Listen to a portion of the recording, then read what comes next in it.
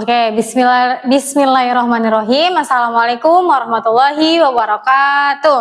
Waalaikumsalam warahmatullahi wabarakatuh. Oke, gimana kabarnya hari ini teman-teman? Alhamdulillah baik. Alhamdulillah baik. Gimana kalian udah pada makan siang? Sudah. Oke, saya di sini berdiri di sini untuk apa ya? Sedikit memberikan ilmu saya kepada kalian. Kita akan sedikit belajar tentang bahasa Arab. Ini tuh bisa dibaca Al-Lughatul Arabiyah. Kelihatan gak sih? Nah, di sini siapa yang udah pernah ngedenger kayak bahasa Arabnya, benda-benda atau nama-nama udah ada yang familiar belum di kepala kalian gitu atau di pendengaran kalian? Contohnya kalau udah apa? Kursiun itu? Kursi. Apa ya tadi? Kitabun. Nah, mungkin di sini kita akan belajar dari awal dulu teman-teman. Jadi di bahasa Arab itu ada yang namanya nahu. Nahu dan sorof. Oke. Ada yang tahu kalau nahu itu artinya apa atau pengertiannya apa? Nggak tahu. Jadi nahu itu adalah kaidah atau aturan dalam tata bahasa Arab yang mengatur hubungan antar kata. Nah, kalau semisalnya sorof itu, kalau ini kan mengatur hubungan antar kata.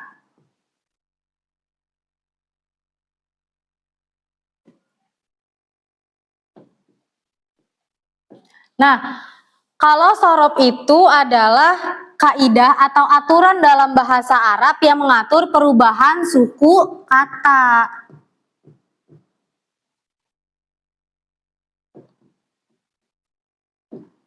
Jadi jelas beda ya, walaupun emang kalau kalian tuh sering mendengar nahwu sorof, tapi mereka berdua ini tuh adalah dua kalimat yang berbeda walaupun sering disebutinnya dalam satu kalimat. Misalkan nahwu sorof, kalau nahwu itu kan kaidah yang mengatur hubungan antar kata. Kalau sorof perubahan suku kata. Jadi kalau misalkan nahwu itu cuma ngatur tata letaknya aja nih. Misalkan Zaid pergi ke pasar. Pasar itu didatangi oleh Zaid gitu. Nah, kalau misalkan sorof itu perubahan suku katanya itu kayak gimana ya? Antara apa sih namanya? Fiil-fiilnya gitu. Nah, mungkin lanjut. Nah, di dalam nahwu sorof itu atau di dalam jenis kata bahasa Arab itu ada 3. Yang pertama itu ada isim. Yang kedua itu ada fa'il. Yang ketiga itu ada huruf. Nah, dari ketiga ini kalian ada yang tahu nggak apa itu isim, apa itu fa'il, apa itu harfun? Nggak tahu, nggak ada sedikit pun yang tahu. Lupa ya. Oke, jadi di sini itu adalah isim itu suatu benda yang memiliki nama, entah itu pohon, benda apapun itu kayak kursi, terus kayak papan tulis, meja, penghapus. Nah, itu bisa dinamakan isim. Yang penting dia yang ada namanya, yang memiliki identitas gitu. Oke, jenis-jenis kata bahasa Arab setelah isim itu ada fa'il. Fa'il itu tadi apa teman-teman? Kata kerja. Kata kerja dalam bahasa Indonesia ada apa aja? Bermain, terus menulis, membaca dan sebagainya. Pokoknya itu adalah yang dikerjakan pada waktu tertentu. Nah, kalau yang jenis kata bahasa Arab yang ketiga itu ada harfun. Harfun itu kalian tahu? Harfun itu adalah kata yang tidak dapat berdiri sendiri. Contohnya kayak di atas, di bawah, di samping, di belakang, terus di depan gitu. Pokoknya jenis kata bahasa Arab itu ketiga ini tuh sangat nyambung. Jadi kalau semisalnya ada isim, ada fa'il, pasti ada isim maupun harfun. Nah, selanjutnya itu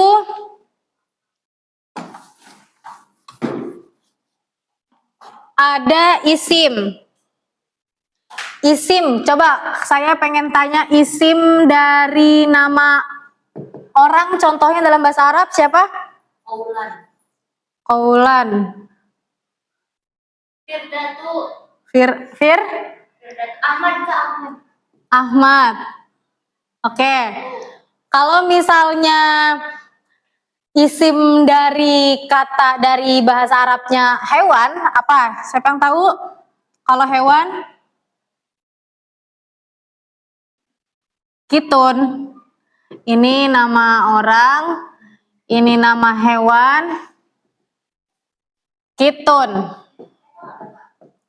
Ada, ini kitun artinya kucing. Anjing apa? Anjing itu adalah kalbun. Apalagi?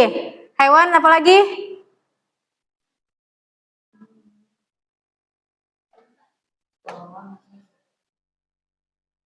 Bahasa Arab hewan apa unta kak apa sih kak? Jamalun. Unta itu jamalun. Nah, oke, lanjut ya. Nama isim dari nama kota atau nama tempat kayak misalkan Bandung, kayak terusnya juga Serang, itu bisa dimasukkan dalam isim. Selanjutnya itu ada nama rumah atau benda yang tidak terlihat dalam kayak sebenarnya kayak benda-benda aja sih, kayak kursi, pintu gitu, jendela, handphone, terus tembok, itu bisa dinamakan isim dari nama benda-benda yang terlihat gitu. Nah, oke, selanjutnya itu ada bagian-bagian dari isim. Isim itu terdiri dari dua. Ada isim mu'annas,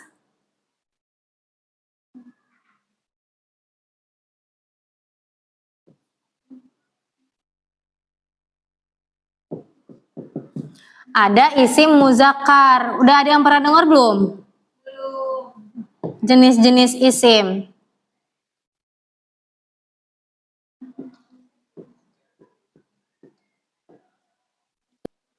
Nah, oke. Kan tadi isim terbagi menjadi dua, ada isim ada isim mu'annas dan isim muzakkar. Kalau isim mu'annas itu adalah isim yang berakhir yang ada tak marbutohnya. Tahu tak marbutoh bentukan kayak gimana? Apa tuh? Kayak gimana tuh? Bulat yang ada titiknya, ada dua gitu kan, itu tak marbutoh. Nah, kalau misalkan isim mu'annas ini itu tuh biasanya dipakai untuk ke perempuan. Misalkan apa sih contohnya, ada yang tahu belum? Ada yang tahu nggak contoh dari isim mu'annas ini yang berakhiran dari kata yang ada tak marbutohnya? Fatimah.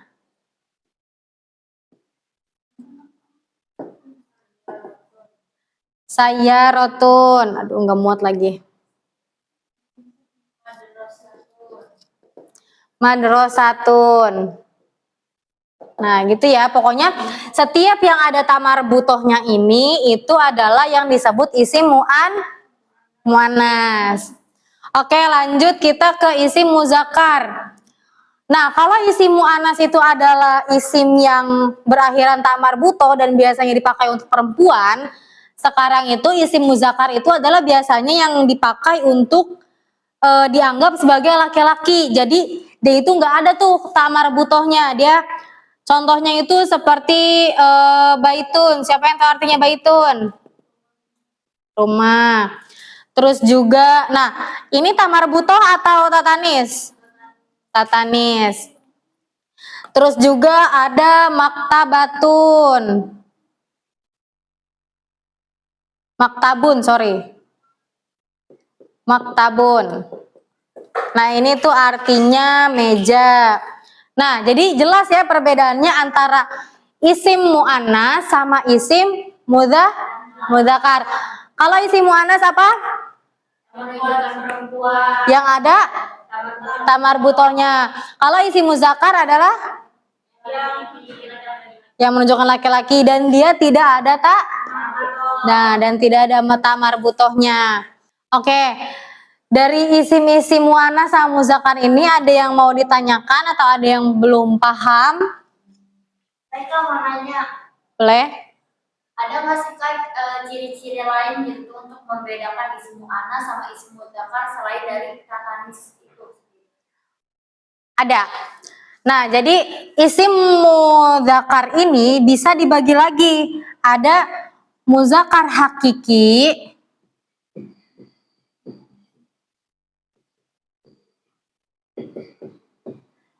ada juga muzakkar majazi.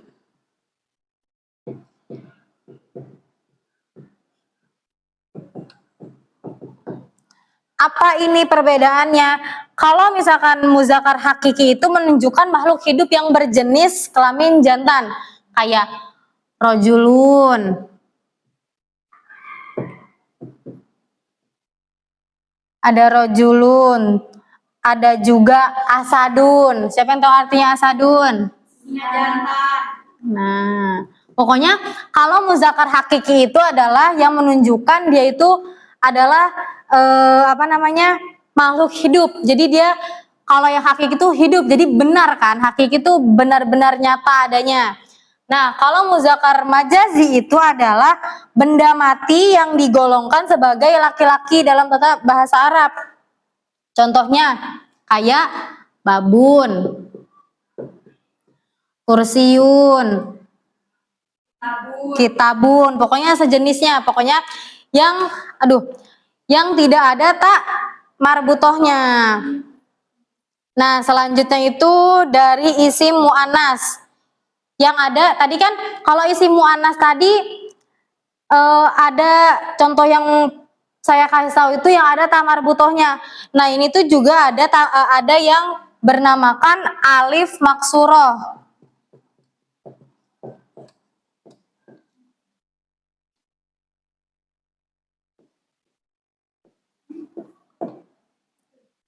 Apa sih alif maksuroh itu? Alif maksuroh itu tuh kayak gini nih. Contoh ininya yang di Yang di akhir kalimatnya itu ada huruf ya, tapi dia nggak ada titiknya. Jadi cuman kayak ekornya aja gitu. Contoh katanya itu ada jubla. Tuh. Ini yang dinamakan alif maksurohnya. Jubla itu artinya wanita hamil. Nah, ada juga dari alif maksuroh, isim muannas juga ada alif mahmudah.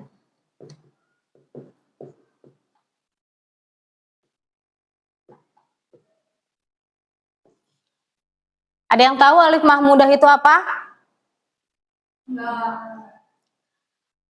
Alif mahmudah itu contoh hurufnya yang kayak gini nih. Ada alif, ada yang hamzah.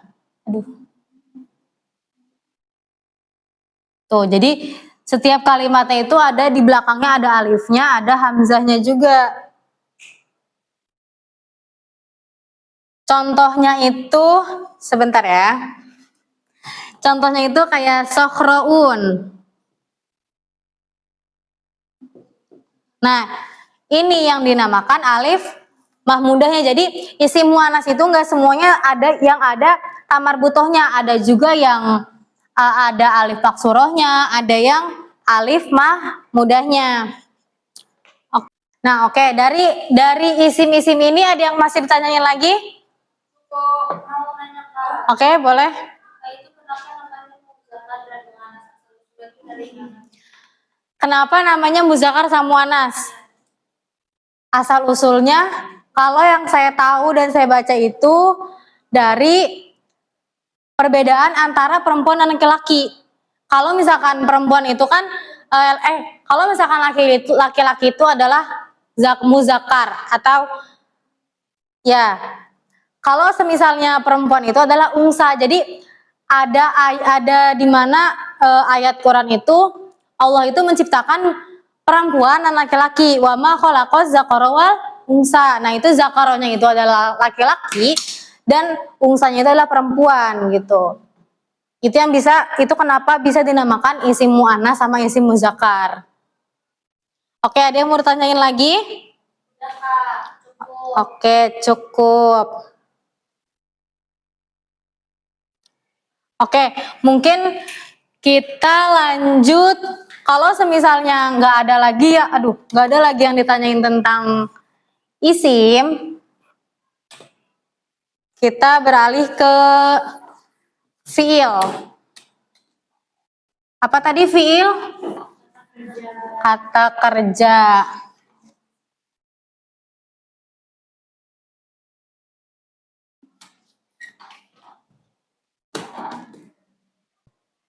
Nah, oke.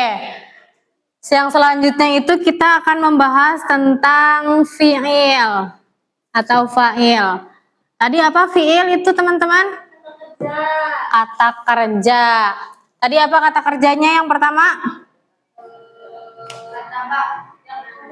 Kata bayak tubuh. Kata bayak tubuh. Ini apa artinya? Menulis. Kata bayak tubuh. Menulis. Selanjutnya, ada yang tahu lagi selain menulis? Syaroba yashrobu.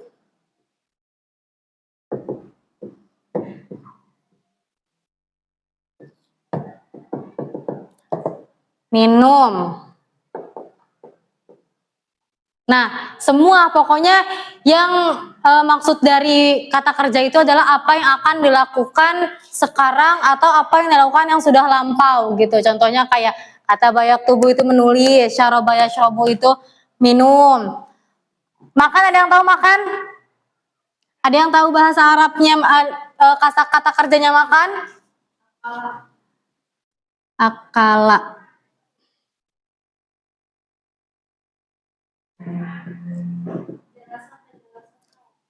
Akalaya kulu. Apa tadi? Makan. Tadi yang disebutin adalah jalasa yajlisu.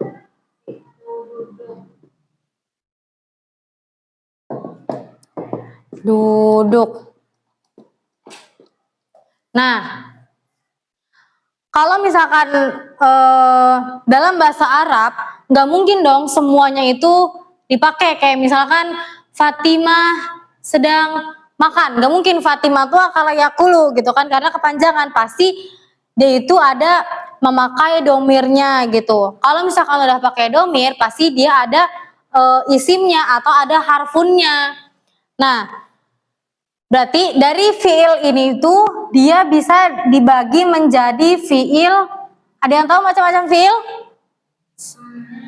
Macam-macam fiil. Yang pertama fiil ada 3. Yang pertama madi. Yang kedua mudore. Yang ketiga ada amar. Fiil madi itu apa? Ada yang tahu? Fiil amar itu bukannya fiil madi.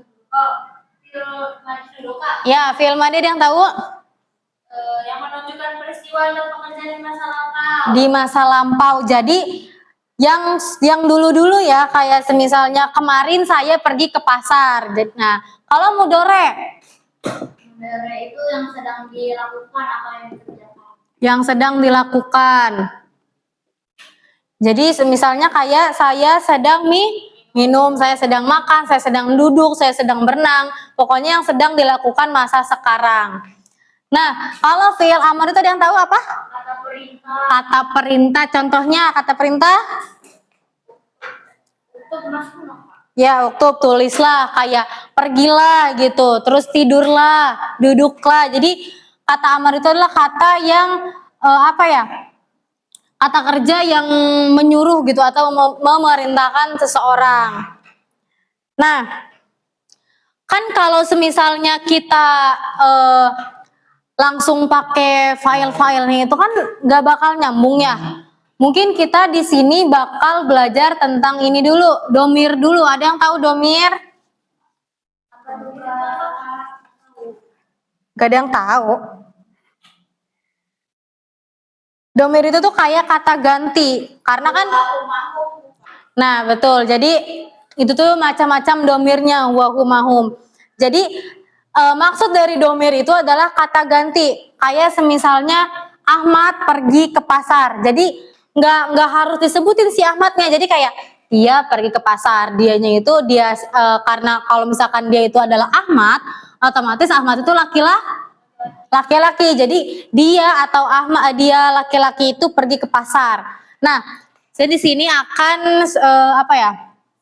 Ngasih contoh domir-domirnya dulu ya.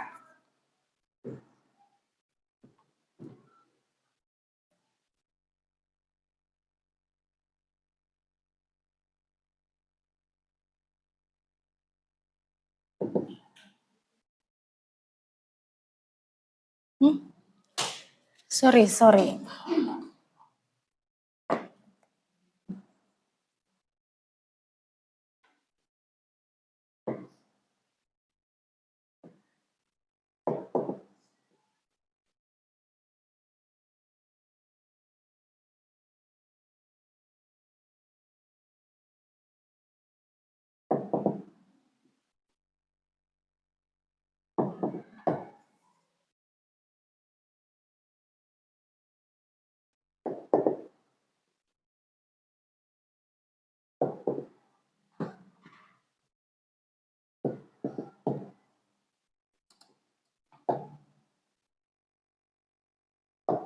Nah, kebaca nggak? Iya, bawahnya bener ananahno. Huwa, huma, hum, hiya, huma, hunna. Anta, antuma, antum. Ya. Salah ini, antum aturan. Antum. Anti, antuma, antuna, ana, wanahnu. Ada yang tahu huwa artinya apa? Dia laki-laki. Berapa orang laki-lakinya? 1. Kalau huma? Dia laki-laki. Berapa orang? 2 orang. Kalau hum? Dia laki-laki bisa disebut mereka. Jadi lebih dari 3 orang ya. 3 atau lebih. Hiya itu artinya? Dia perempuan. Berapa orang? 1 perempuan. Kalau huma sama kayak gini. Bedanya kalau ini tuh perempuan. Jadi ini dia perempuannya yang 2, yang ada 2 orang. Hunna dia perempuan 3 orang atau lebih. 3 orang atau lebih. Anta. Ada yang tahu anta? Anta adalah kamu. Kamu laki-laki. Ini 1 ya, tapi 1 aja, 1 orang. Kalau antuma adalah kamu laki-laki 2 orang. Kamu laki-laki 2 orang. Kalau antum, kamu laki-laki 3 orang atau disebut kalian 3 orang atau lebih. Nah, perbedaannya antum sama hum itu, kalau hum itu disebutnya mereka. Nah, kalau antum itu disebutnya kalian. Jadi kalau hum itu bisa disebutnya itu orangnya disebut tapi orang nggak ada. Jadi kayak jauh gitu. Mereka jauh di sana gitu. Nah, kalau antum ini orang itu kelihatan ada di depan mata gitu tuh. Jadi hum itu adalah mereka yang bisa disebutkan tanpa ada orangnya. Nah, kalau misalkan antum itu adalah yang disebutin di depan orangnya gitu, ada wujud aslinya. Nah, lanjut, anti itu adalah kamu perempuan. Antuma, kamu perempuan Nah, antuna adalah kalian perempuan 3 orang atau yang disebut kalian. 3 orang atau lebih. Anak tahu anak? Saya. Nahnu? Kita. Nah, kalau misalkan tadi ada fiil madi, fiil mudore, fiil amar, kita itu bisa menyesuaikan dari domir-domir ini. Jadi nggak semuanya dipakai. Misalkan sesuai dengan kalimat. Kayak tadi, Ahmad pergi ke pasar. Ahmad itu adalah nih, kita kan Ahmad berarti orangnya nggak ada kan di sini. Berarti itu bisa disebutnya pakai huwa. Gimana? Ada yang tahu nggak gimana bahasa Arabnya Ahmad pergi ke pasar? Pergi itu kan bahasa Arabnya adalah zahaba yadhabu.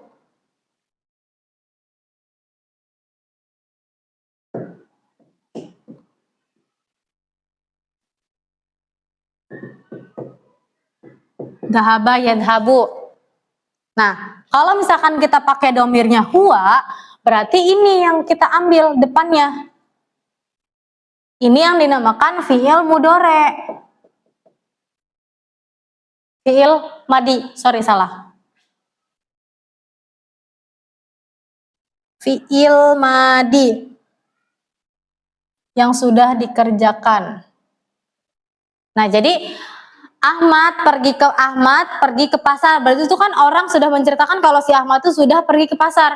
Jadi bahasa Arabnya Ahmad pergi ke pasar itu adalah dhahaba Ahmadun ila suki. Dhahaba Ahmadun ila suki.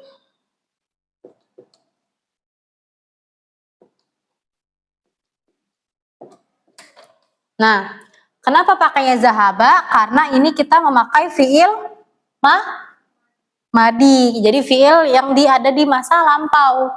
Jadi nih, perbedaannya gini aja. Kan kata kerja itu 2 kalimat ya kalau bahasa Arab kayak akala yakulu, zahaba yadhabu, syaraba yashrabu gitu. Berarti zahabanya itu fiil madi, yadhabunya itu fiil mudore. Berarti kalau misalkan ingin menyesuaikan dengan siapa jenis kelaminnya atau siapa lawan bicaranya itu berarti memakai domir-domir ini. Kayak misalnya contohnya fiil madi deh. Fiil madinya yadhabu ini berarti apa? Ada yang tahu? Si domirnya ini makainya yang mana? Iyaka, humaka, atau hunna, atau huwa? Ada yang tahu? Kalau yadhabu ini berarti dia itu adalah hiya atau dia perempuan. Kalau dia perempuan itu setiap kata kerja ditambahkan ya. Gitu. Paham? Oke.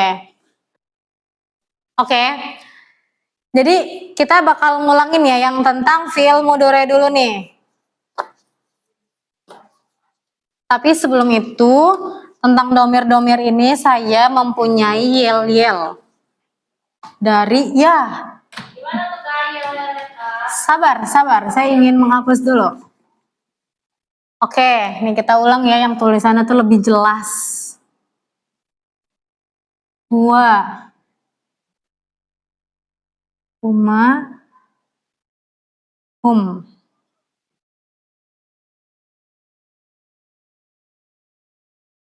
Sini aja deh.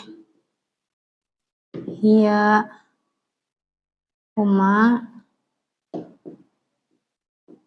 hunna.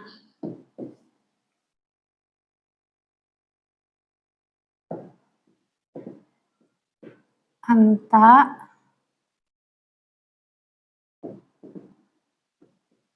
antuma,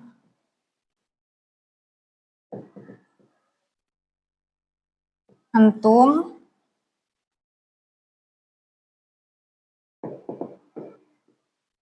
anti,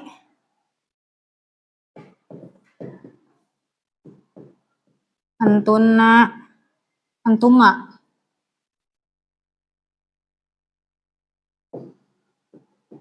Antuna.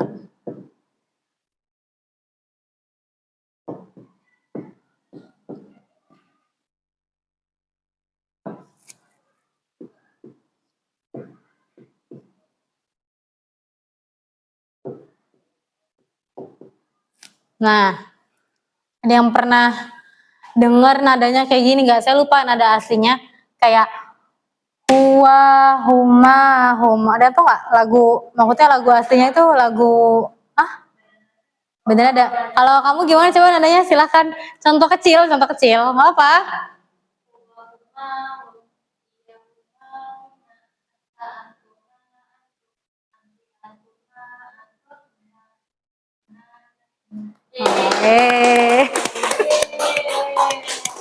Nah, karena saya juga pernah mendengar yang contoh dari kamu, bisa ya ngikutin pakai nada saya gampang kok. Nadanya itu kayak lagu anak kecil, cuman nggak tahu lagu aslinya gimana. Pokoknya huwa, huma, hum, hiya, huma, huna, anta, antuma, antum, anti, antuma, antuna, ana, wana, nu gitu. Bisa nggak? Bisa ya? Ya dicoba. 1, 2, 3.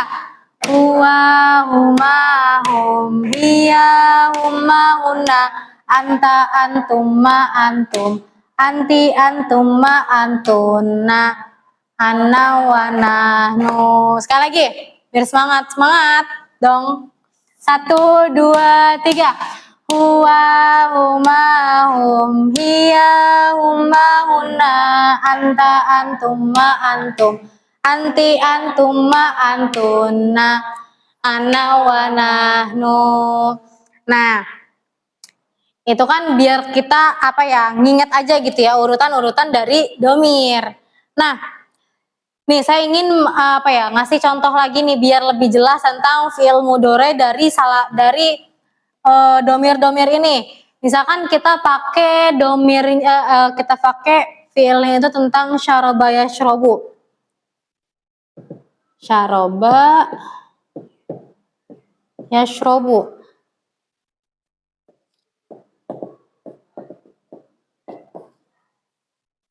Nah, kalau semisalnya huwa, ada yang tahu apa dari fi'il mudhari'nya? Yashrobu. Berarti ini makainya yashrobu.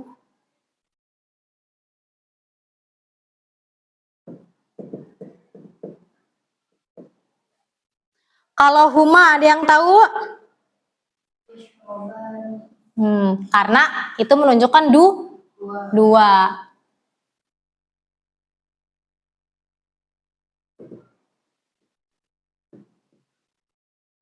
Yashrobani berarti dua orang itu sedang minum.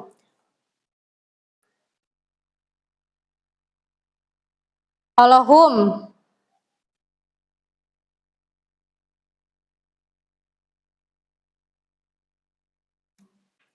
nah oke. Kita ngambil contoh untuk fi'il mudhari dari kata bayak tubuh. Kata bayak tubuh artinya apa? Menulis. Kata bayak tubuh.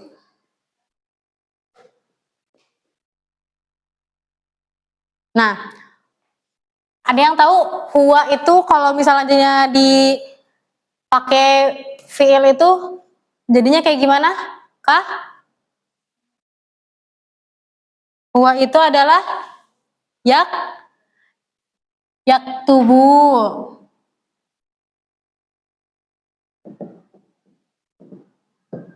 Aduh salah. Yaktubu. Artinya adalah dia laki-laki sedang menulis. Dia laki-lakinya itu kalau huwa berarti satu. Kalau semisalnya kita pakai huma, ada yang tahu huma? Yaktuba nih, karena dua orang laki-laki itu sedang menulis. Ini kan kita membahas tentang fi'il mudhari atau berarti fi'il yang sedang dikerjakan pada saat itu juga. Berarti kalau huma itu yaktubani.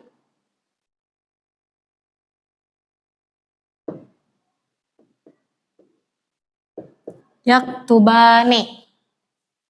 Nah, beda kan antara huwa, huma. Kalau huwa itu yaktubu, dia ngambilnya yang depan karena ini fi'il apa namanya? Fi'il mudhari untuk huwa. Kalau misalnya huma itu kenapa beda? Karena kan dia itu ada perubahan. Nah, ini yang bisa dinamakan sorof. Yang tadi kan nahu itu cuman ngubah apa ya?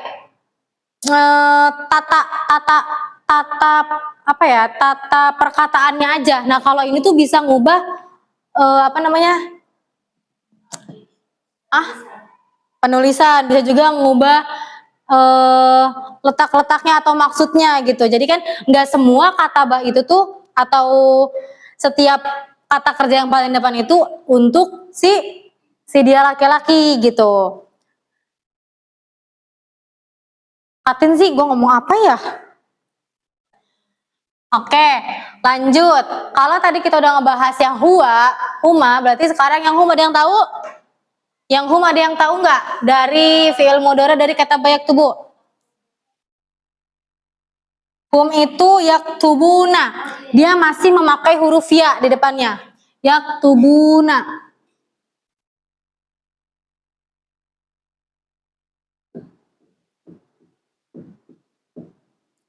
Yaktubuna. Mereka atau mereka laki-laki itu sedang menulis. Nah, kita masuk ke hiya. Ada yang tahu hiya apa? Gimana bahasa Arabnya? Nah, bedanya gitu teman-teman. Tadi apa tadi yang hiya? Taktubu.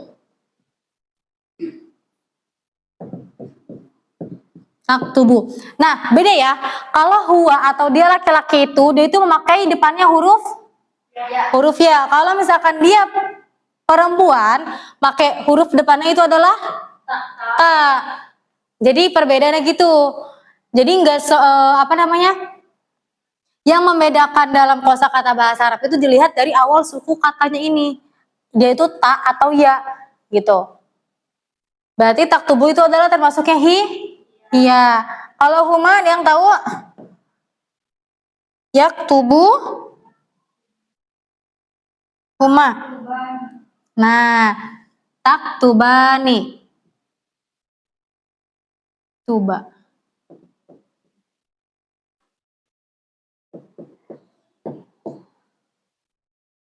Kita memakai tak di sini. Berarti yang dinamakan itu perempuan, yaitu berarti laki-laki.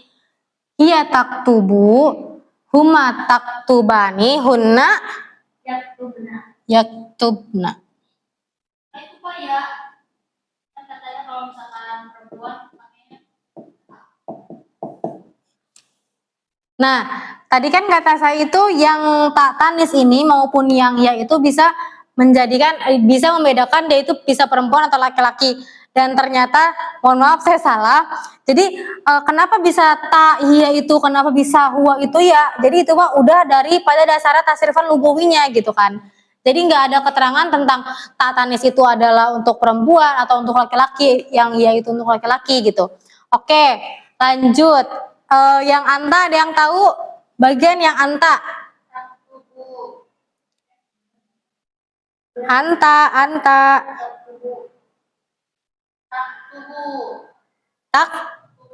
Tak tubuh. Aduh nggak muat.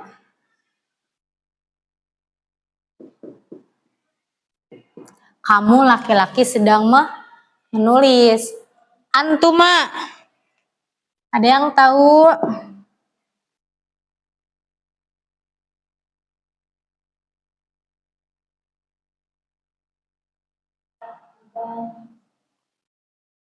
Sama ya, karena ini dia taktubani sama kayak karena dia ada dua ya, berarti taktubani.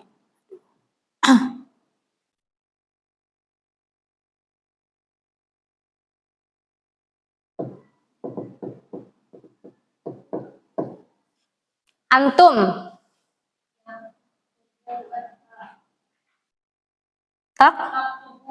Nah. Taktubuna.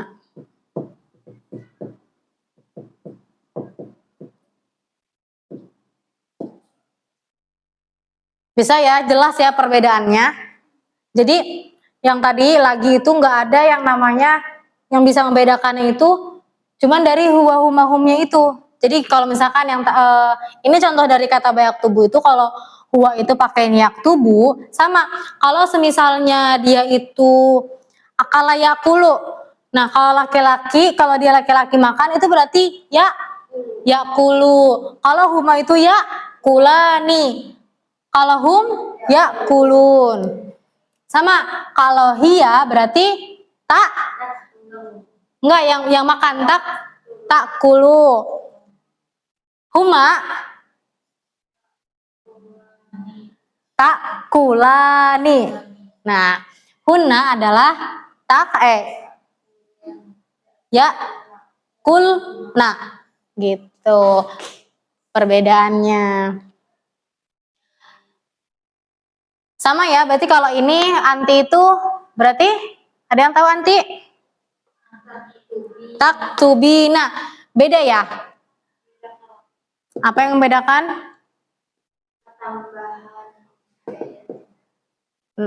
Tak. Ada tambahan huruf ya. Kalau misalkan di anta itu dia nggak ada ya, cuma ada tak tubuhnya doang. Antuma, ada yang tahu antuma? Antuma. Tak tubani, sama ya. Penyebutan antuma dia kamu perempuan ataupun laki-laki dua orang itu sama tak tubani.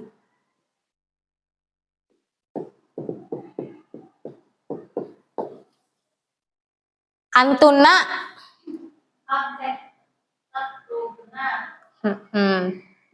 tak tubna.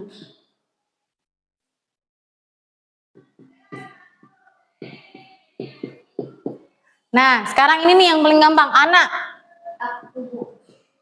Ak.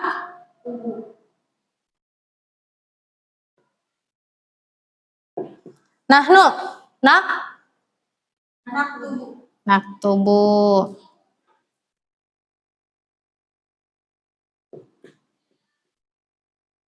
Kelihatan ya perbedaannya.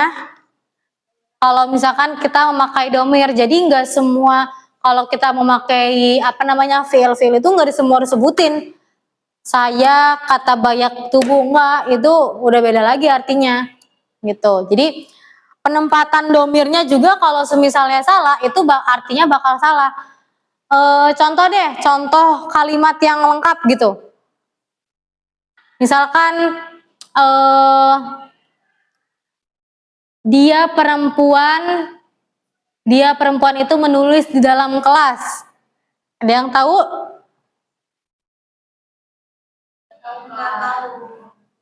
Tak. Misalkan kita pakai namanya itu Fatimah ya. Aduh, nggak muat.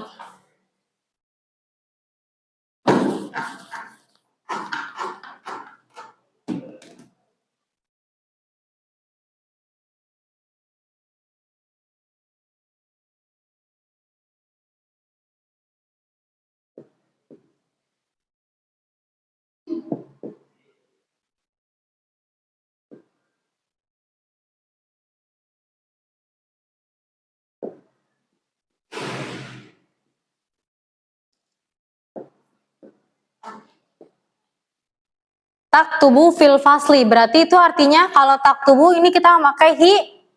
Iya, berarti dia perempuan itu sedang menulis di dalam kelas. Nah, gitu perbedaannya ya. Kalau misalkan saya menulis di atas kursi, aktubu alal kursiun. Alal itu bisa disebut kayak di dalam tadi jenis-jenis kata bahasa Arab itu adalah harfun atau huruf. Aktubu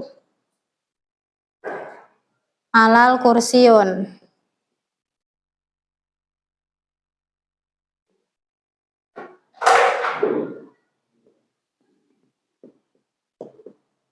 Nah, jadi nggak usah kita kalau misalkan saya menulis di atas kursi, jadi nggak usah disebutin nama kitanya gitu.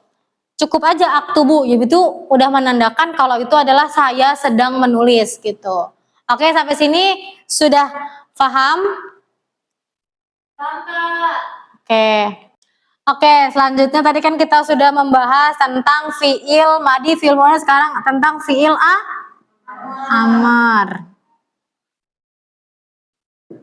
Ada yang tahu fiil amar itu apa? Siapa yang diperintah? Orang lain. Jadi fiil amar itu adalah misalkan contohnya itu kayak A memerintahkan ke si B. Jadi fiil amar itu nggak berlaku untuk memerintahkan diri sendiri gitu. Jadi nggak ada saya harus duduk, enggak gitu. Yang harus diperintahkan itu adalah ada yang penting kalau fiil amar itu ada lawan bicaranya kayak kamu duduk, kamu berdiri, kamu menulis gitu. Nah, apa sih contoh-contohnya itu? Sama ya kayak tadi sesuai domir gitu. Tapi yang saya tahu pasti itu adalah setiap fiil amar itu berawalan huruf alif.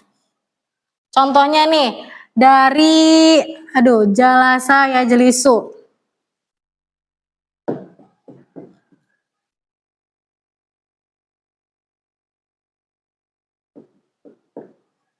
Jalasa ya jelisu.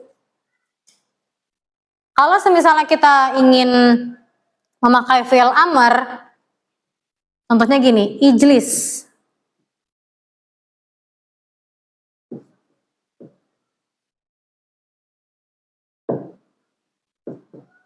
Ijlis ini artinya duduklah. Duduklahnya ini ngomong ke siapa? Nah, ke si B-nya ini kalau misalkan ijlis ini tuh, ini adalah untuk ke si dia atau laki-laki gitu kan. Untungnya untuk laki-laki ijlis. Kayak misalkan contohnya ya Ahmadun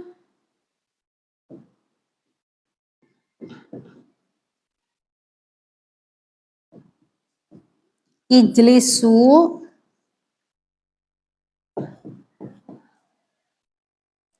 ijlis alal kursiyu.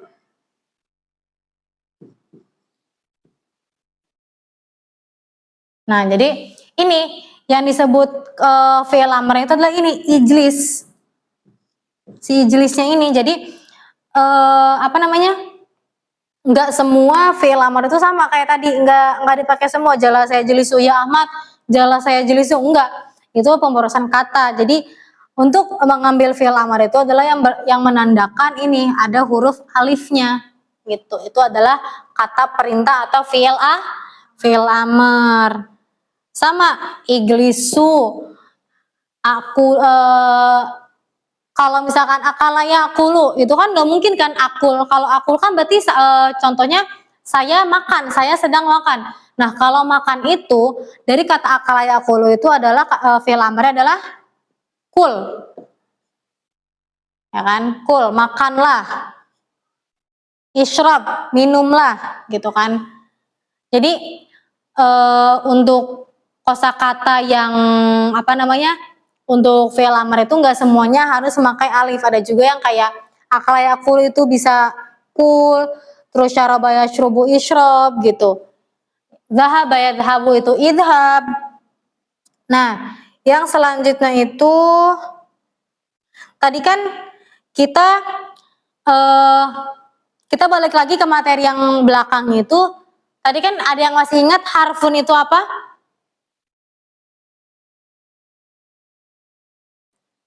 Nama apa ya? Bukan nama, kata atau yang tidak terlihat gitu ya. Untuk apa sih namanya kalau dalam bahasa Indonesia mah kata tambahan. Jadi untuk melengkapin suatu kalimat gitu. Ada yang tahu nggak contoh-contoh harfur jar itu apa aja? Ala, terus tahta,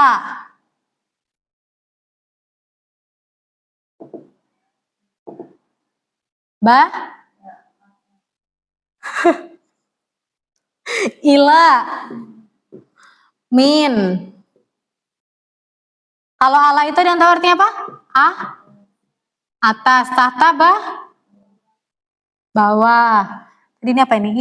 Ila itu artinya ke. Min, dari. Fi ada yang tahu? di dalam. Terus an adalah bisa dari. Jadi dari itu ada dua ya, ada yang min, ada an.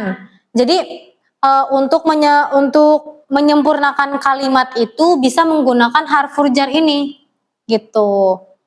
Kayak tadi, jalasa Muhammadun alal, berarti kan memakai si harful jar ini. Jadi jalasa Muhammadun alal kursiun, jadi si Muhammad itu duduk di atas kursi, gitu. Jadi ini tuh untuk apa ya?